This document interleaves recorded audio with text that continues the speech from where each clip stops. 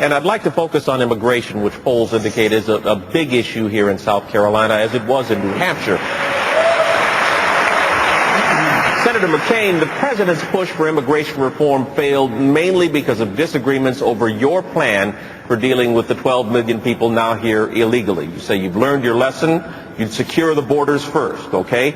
Then how would you deal with the illegals?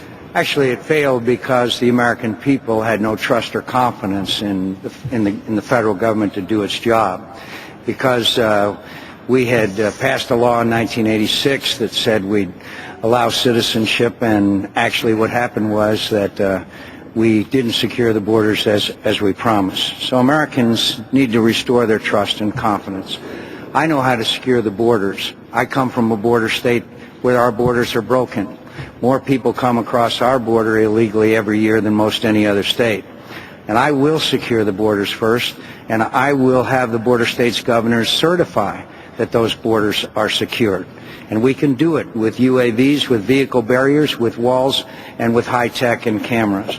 The remaining 12 million, obviously 2 million of them who have committed crimes have to be rounded up and deported immediately. They cannot stay in our society.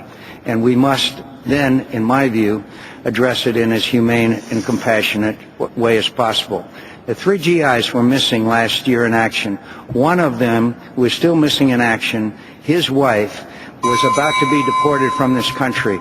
I'm not going to deport the wife of a fighting serviceman who's missing in action. I'm going to handle it in a humane and compassionate fashion, and we will reward no one. They will have to get at the end of the line, pay a fine, learn English, and we will secure the borders first, and I know how to do that. Thank you, Senator.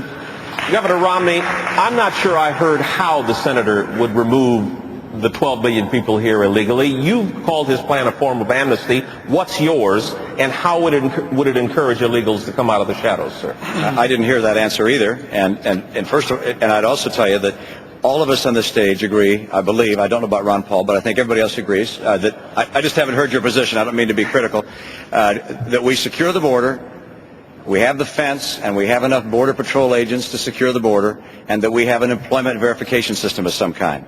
But the place of difference between us is what we do with the 12 million people who are here illegally. We all agree that anybody who's committed a crime should be sent home. But I believe that the others who come here illegally should stand in line with everybody else who wants to come to this country and should not be given a special pathway or a special privilege